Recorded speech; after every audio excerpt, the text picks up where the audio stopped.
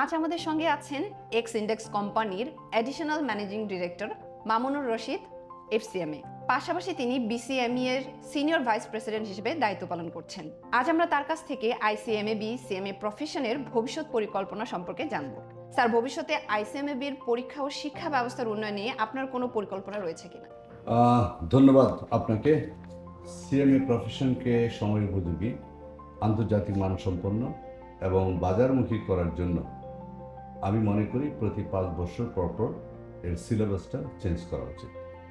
দ্বিতীয়ত, এই সিলেবাসটা হওয়া উচিত artificial intelligence, data analytics, ERP based এবং ইএসজি রিপোর্টিং এবং সাস্টেইনেবল অ্যাকাউন্টিং, এই সাবজেক্টগুলো অন্তর্ভুক্ত করা উচিত। সিলেবাসটা অবশ্যই ইন্ডাস্ট্রি বেসড এবং কেস বেসড হওয়া উচিত, যাতে আমাদের যারা এন্টারপ্রেনার বা এমপ্লয়ার তাদের ডিমান্ড ফুলফিল করে। ডিজিটাল এবং ব্লেন্ডেড লার্নিং সিস্টেম, যেখানে ক্লাসরুম এবং অনলাইন ক্লাস দুটোর ফ্যাসিলিটিস থাকবে। গ্লোবাল ইনস্টিটিউটের সাথে তাল মিলিয়ে এবং গ্লোবাল ইনস্টিটিউটের ডিমান্ড অনুযায়ী আমাদের সিলেবাসটাকে কমপ্লিটলি ঢেলে সাজানো উচিত। এবং আমি মনে করি যে ট্র্যাডিশনাল যে কস্টিং প্রসিডিউর আছে, যে সিস্টেম আছে, সেখান থেকে বের হয়ে আমাদেরকে স্ট্র্যাটেজিক ম্যানেজমেন্ট অ্যাকাউন্টিংয়ের উপরে বেশি জোর দিতে হবে। স্যার, সিএমএ প্রফেশনকে ব্র্যান্ডিং করার ক্ষেত্রে আপনার কোনো পরিকল্পনা রয়েছে কিনা? ধন্যবাদ আপনাকে।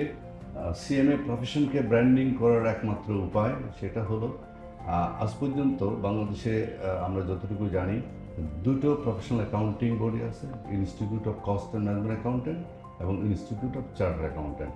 কিন্তু ইনস্টিটিউট অফ চার্টার্ড অ্যাকাউন্টেন্টের জন্ম আগে হওয়াতে মোটামুটি সমাজের প্রত্যেকটা স্তরে তাদের পরিচিতি আছে, চেনে, বা সেই হিসেবে কস্ট অ্যান্ড ম্যানেজমেন্ট অ্যাকাউন্টেন্ট কিছুটার পিছনে পরিচিতির দিক দিয়ে।